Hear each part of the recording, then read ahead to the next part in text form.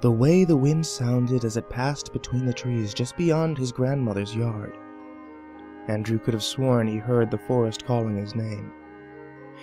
For as long as the young boy could remember, the woods had instilled a sense of intrigue and wonder in him. Many a night he lied in bed dreaming about what kinds of magical exploits took place underneath the forest canopy. He was a child with an avid curiosity and a voracious appetite to explore, but his granny had instructed him never to wander between the towering redwoods mere footsteps beyond her property line.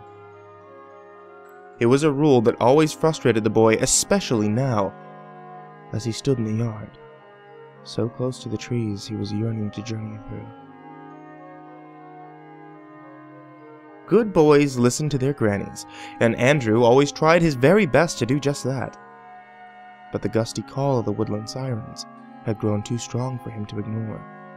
He peered over his shoulder through the window of his granny's cottage. An old friend of hers from way back had stopped by, and the two were busy laughing about their childhood adventures. Andrew knew just how wrapped up in conversations his grandmother could get when one of her old chums came to visit. It wasn't uncommon for her to lose track of time and gab the entire afternoon away. The young boy understood that his opportunity to explore the woods had finally arrived. With any luck, he could sneak off, play for a while, and return home before she even noticed he was gone. And so, Andrew took off from the yard, disappearing between the trees. Under the cover of the woods, Andrew was free to let his imagination run wild. There he could be anything he wanted, a brave warrior on the hunt for a fearsome ogre, the leader of a band of merry men lying in wait to ambush a malevolent king, even a noble knight rescuing a princess from the clutches of an evil dragon. The broken tree branches he discovered lying on the forest floor at the base of an old spruce became his sword, one that he wielded with pride and honor. Deeper and deeper, Andrew traveled into the forest, slaying imaginary banshees and engaging invisible orcs in mortal combat. The woods became alive with the sights and sounds of a child playing out his fantasies and having the time of his life. As his adventures rolled along, so too did the hours. The sun had already begun to take its nightly hiatus from the sky before the boy snapped out of his roleplay. Time had escaped him, and with the evening rapidly approaching, the young boy feared his grandmother might have already noticed he was missing, so Andrew threw down his sword and began his quest back to home. As dusk turned to nightfall and the stars took their places in the sky, the young boy became disoriented navigating his way through the forest. The trees looked different in the moonlight, and finding his way back was proving to be a more difficult task than the child originally anticipated. Shadows danced across the forest floor as Andrew wandered aimlessly through the backwoods, teasing him like malevolent little imps. The flora had taken on a sinister feel as well. Shrubs and bushes seemed to bend and twist, like freakish circus performers, contorting their bodies into revolting shapes in the darkness. The air had grown more frigid. Andrew crossed his arms over his chest and rubbed his shoulders in an attempt to relieve himself from the awful chill. In the distance, an unsettling noise, shrouded under the nighttime veil that had befallen the forest, sent his imagination into a tailspin. He began to picture bloodthirsty savages covered head to toe in tattoos, swarming him from the shadows and surrounding him on all sides. Andrew could envision their faces riddled with piercings, wide-mouthed crocodile smiles full of teeth filed into points, and necks adorned with jewelry carved from human bones.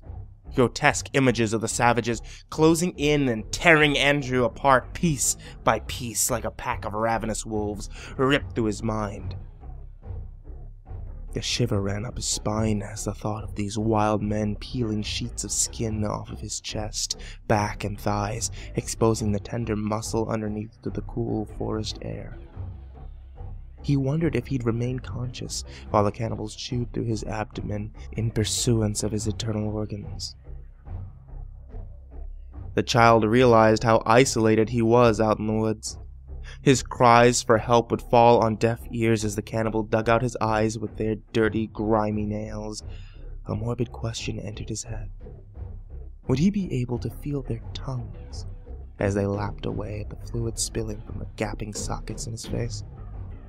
He pictured the savages sucking on his ocular nerves, slurping and smacking them between their lips like spaghetti as he screamed in agony.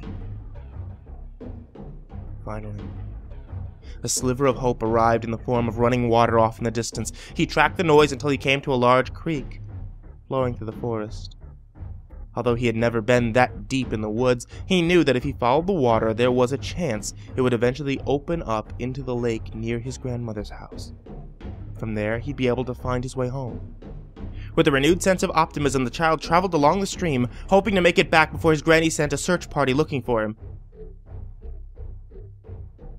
The unnerving sound arose from the abyss between the trees again, and Andrew hastened his pace, praying that he'd come across the lake soon. The forest had gotten thicker, and the child was now climbing through bushes and over boulders on his way down the creek. He was a prisoner of the trees. The redwoods looming up from the forest floor looked down on the boy, like domineering turnkeys, laughing at him while he tried in vain to escape his wooded jail. Further downstream, Andrew noticed the water becoming choppier, and the creek bed widening further apart. It was now big enough for a small boat to float down, if one were capable of navigating the quickly intensifying rapids that were tearing through the once tranquil waters. Another strange noise emanated from the shadows, and thoughts of cannibals noshing on his liver broke free from his mind once more. He started running, not from any one thing specifically, but from the forest itself. With tears streaming down his face, Andrew sprinted down the creek as fast as his feet would carry him, low-hanging tree branches scraping against the skin of the young boy's arms, slicing and dicing him with their prickly appendages. It felt like he was running in quicksand. The mud along the creek bed was thick and gooey. Every step Andrew took was more challenging than the one before. His chest burned. The cold forest air filled his respiratory system, stinging his lungs as if he'd inhaled thousands of angry bees. Eventually, the child's legs began to weaken, stiff and sore from plowing through the muck. Completely exhausted, Andrew finally collapsed to the ground and conceded defeat to his tall, woody jailers. He stared up to the trees, dejected, awaiting whatever grisly fate the forest had in store for him. Seconds turned to minutes, while he laid atop the blanket of fallen pine needles covering the earth below him. But nothing ever came. Not one savage in sight. Eventually, Andrew rose to his feet, feeling slightly ashamed for falling victim to his imagination. The boy quickly dusted himself off and prepared to continue his journey, but paused when he noticed the curious sight up ahead of him.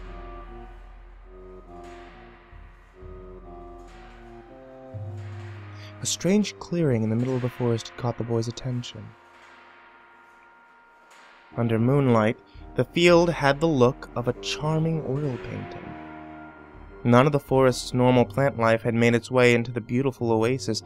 Instead, bright orange and purple flowers the boy had never seen before populated the meadow in dense, colorful clusters.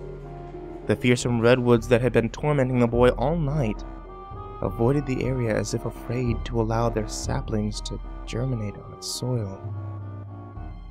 The creek Andrew was following had opened up even wider as it entered the mesmerizing sanctuary, and now as wide as a river. It roared through the clearing with the ferocity of a leviathan, an astonishing vision, yet a picture eclipsed by something even more breathtaking. In the center of the meadow, standing proudly over the raging waters, was an extraordinary bridge. Andrew marveled at the majestic wooden masterpiece. The bridge was wide and sturdy, large arches jutting out from every end, earmarking either side. The boy stumbled through the last thicket of bushes and into the meadow, moving towards the spectacle. Thoughts of cannibals and eyeless cadavers fell to the wayside, supplanted by his strong desire to investigate the glorious structure spanning the waterway. From up close, it was even more impressive. Once he was near enough to touch it, Andrew ran his fingers along the bizarre hieroglyphics engraved in the bridge's archway. Remarkably, the entire construct appeared to be cut from a single piece of wood, one not native to the forest. Andrew recognized that the tree required to carve such a monument would need a trunk broader than any redwood in the forest. Captivated by the brilliant work of artistry, the boy ventured onto the bridge in order to admire more of its craftsmanship. Another set of hieroglyphics lined the railing, forming different patterns and arrangements, each design unique and spellbinding in its own way. The bridge's deck was solid and durable, yet yielded slightly to his footsteps. It felt as if Andrew was walking over freshly cut grass.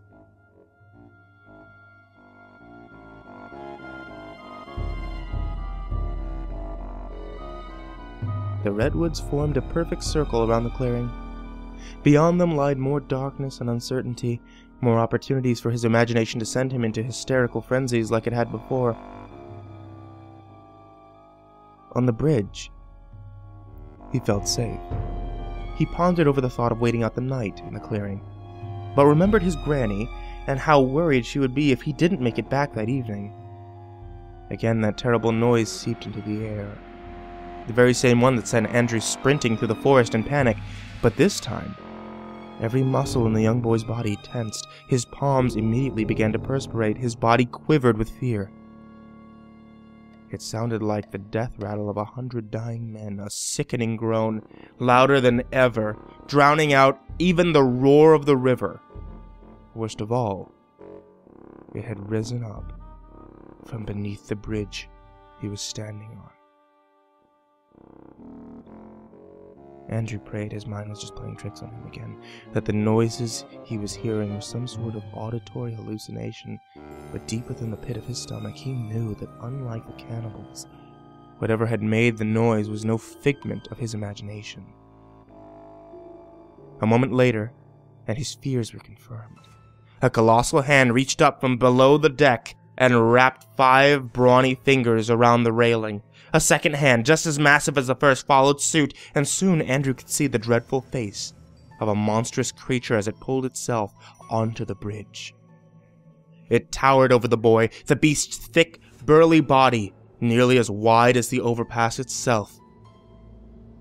River water fell from its black, stringy hair, splattering deck as it lurched towards him. Its skin was the color of stomach bile, an inhuman putrid shade of yellow that made Andrew's brain turn over in his skull.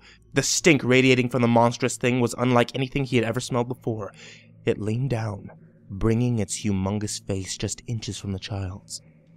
The rotten smell of its breath so foul, Andrew began to feel lightheaded. "What are you doing on my bridge, boy?" Its voice grinded inside Andrew's ears like rusty metal gears.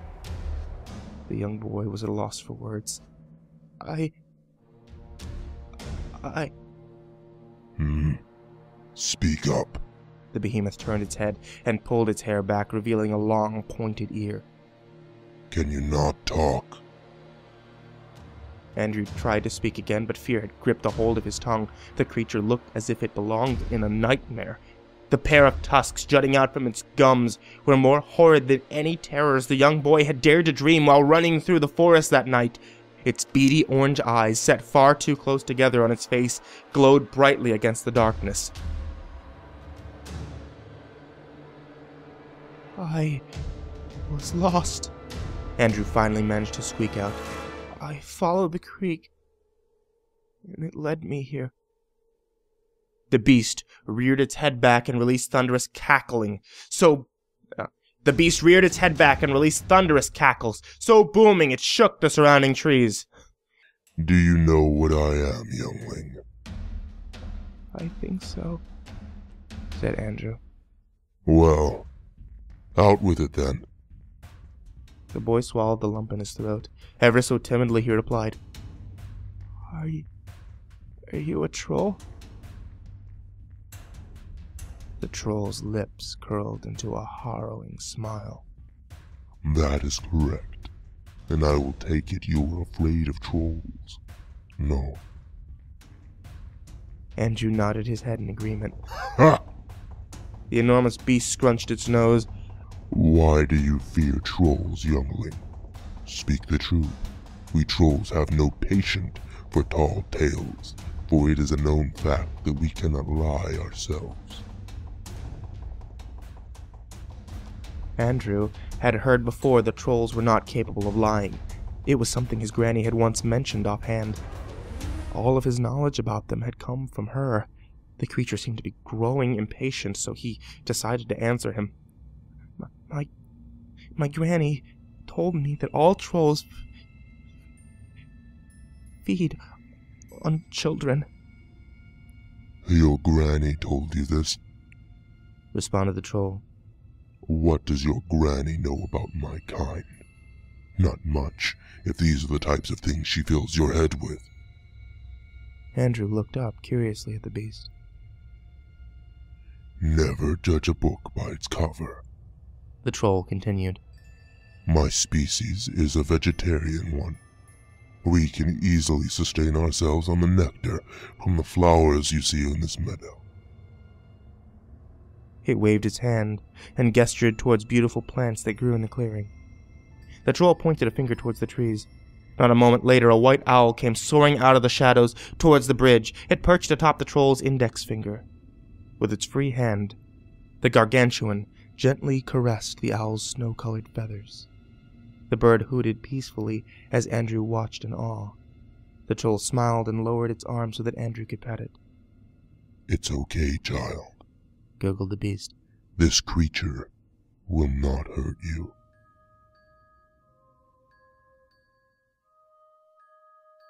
Andrew extended his hand and carefully stroked its head like one might do a cat, prompting yet another satisfied hoot from the bird. The young boy then put his hand in his pocket and hung his head indignantly. What worries you, little one? Asked the troll. I'm upset with my granny. I don't know why she would say such bad things about your kind. Don't be cross with her, replied the enormous yellow being. But it's not fair!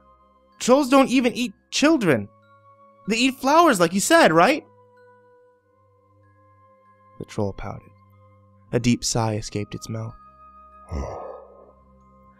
As I said before, we trolls are incapable of lying.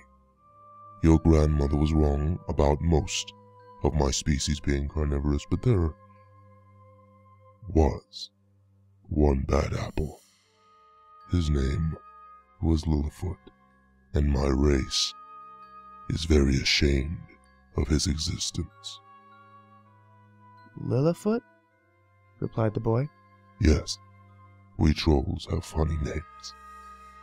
My father was known as Prissy Pants. My eldest brother's name is Mookie Pie. Andrew giggled, and the beast chuckled too. Even the owl cooed out into the night. But the troll halted his laugh abruptly, and his face grew somber. There was a great sadness in his orange eyes. Littlefoot wasn't like the rest of my species. Flowers didn't satiate his hunger. He began to feed on the animals in the forest. But after a while, even that wasn't enough for him. Once he tasted human flesh for the first time, he refused to eat anything else, and yes, little one, children were his favorite. Andrew gasped at the thought. So, some trolls do eat children? Just Littlefoot. Once word got out of what he was doing, the other trolls banned him from their territory so that he could no longer harm the humans they shared their land with. He was ostracized young one, forced to live out the rest of his life as a hermit. Andrew watched as the troll raised the owl to its face and gazed tenderly into its wise eyes. Is your name silly? Asked Andrew.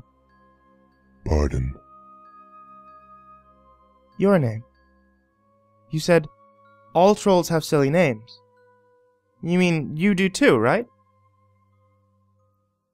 I suppose, the beast responded, never breaking eye contact with the owl resting on his finger. So what is it? What is what? Asked the troll, clearly distracted by the bird.